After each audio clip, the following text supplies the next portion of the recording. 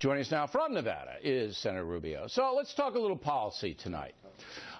First, we've got about 12 million illegal immigrants currently living here in the USA. Mr. Trump says he would deport all of them. Would you? Well, the ones that are dangerous criminals, the ones that are violent, the ones who pose a threat would be immediately deported, and many others will have to leave or be deported because they don't qualify. They've been here long enough. But I can just tell you that what we do with the rest of them is not even something we're going to have a debate about until we first secure our border.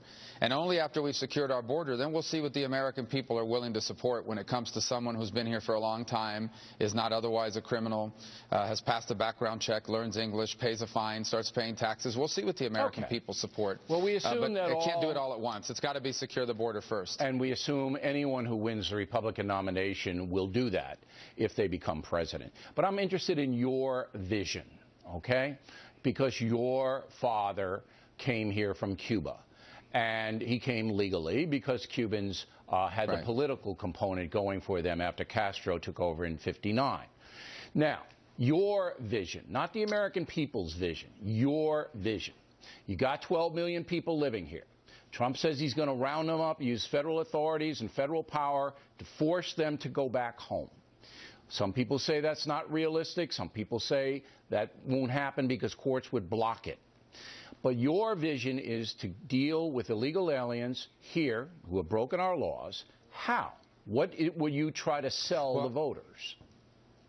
Yeah, and first, just to set the record straight, my parents came in 1956 before Castro. They came through the regular green card process. They applied, and they entered the country the normal immigration way. They didn't have any sort of special status.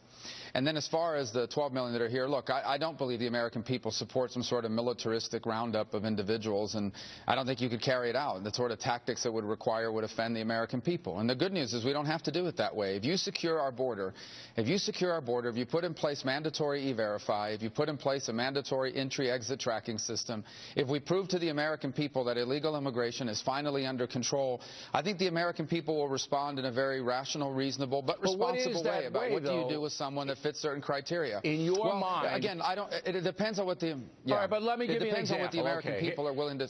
Let me give you an example. All right, so Tommy O'Malley has overstayed his visa from County Cork in Ireland. Let's take it out of the Mexican realm because there are a lot of non-Mexicans who are here illegally. All right, let's take that emotional component out of it. So Tommy O'Malley comes over, he overstays his visa, he's got a job out on Long Island, he's been here, he's got 2 kids. You let him stay, you give him American citizenship, what do you do with him? Well, first of all, it depends on what the American people are willing to support, because we're not going to ram anything down their throat. But I'm going to give it to you, Bill. Okay, but hold on a second. Let me finish my statement. It does depend on what the American people will support. Here's what I've suggested in the past. If someone has been here for a defined period of time, they can pass a background check. If they've committed crimes, they can't stay. They have to pay a tax. They have to start paying taxes. They're going to have to pay a substantial fine because they violated the law. And in exchange for all of that, they can apply and receive a work permit. And that's all they're going to be allowed to have, a permit that allows them to work here and travel. And that's it. And that's all they'll be allowed to have for a very significant period of time. I think that's something the American people might be open to, but only after our borders are secure. They might be, but it would have to be very well defined to them.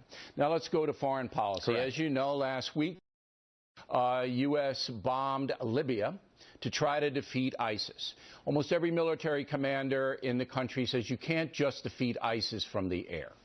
Do you have specific ways to take these savages out, or are we going to let them just operate, contain, as President Obama wants to do, contain, but not defeat? And if you do have specifics, I need to hear them. Yeah, they need to be defeated, and it begins by eliminating from them any sort of safe haven where they can organize and operate. The reason why ISIS needed to be hit in Libya is because that is where they now bring their foreign fighters. And so the air component is significant and actually need to do a lot more than what we're doing now. I also believe we need to conduct an increased number of special operations, targeting their leadership and their logistical areas. But I do think ultimately they will need to be confronted by a ground force, and that ground force should ideally be made up primarily of Sunni Arabs themselves. These are Sunni areas that need to be liberated of ISIS, and they can only be truly liberated and held by Sunnis themselves. It can't be Kurds, it can't be Shia, it has to be Sunnis. Why not NATO? So as president, I am going to put... Why not because NATO, again, you're asking NATO Western troops... and the Sunni component, joining together Right. and attacking ISIS in the 3 countries where they've established. Well, we would. Well, NATO hasn't been, We but would, no Bill, Republican candidate has really put that forth, that NATO should be involved. Well, here's the problem with NATO. First of all, the problem with NATO is 14 of the countries in NATO spend less on their military than New York City spends on its police department. And so NATO's been significantly eroded in terms of its capabilities to project power from abroad. In essence, Bill, we are NATO. The French and the Brits have some capability, but the United States is NATO. So they might be able to contribute some fighters here or there, but by and large, it will require an increased number of special operators from the United States working in conjunction with a ground force made up primarily of Sunni Arabs from Egyptians and Jordanians and Saudis and other Gulf kingdoms and Syrians and Iraqis, too, from the tribal areas. But it has to be Sunnis that govern these territories once. All right. If you put any other group on the ground in those cities, it's going to lead to sectarian warfare because Sunnis are not going to be governed by Shia. I agree, but in order to stem the unbelievable refugee problem, you're going to need NATO to be in there to have a centralized command. The Sunnis are not going to have a centralized command. But anyway... no, I agree that the U.S. should lead the way in terms of leading the coalition. And if the NATO countries don't cooperate, you know what? They're out. They're out. That's it.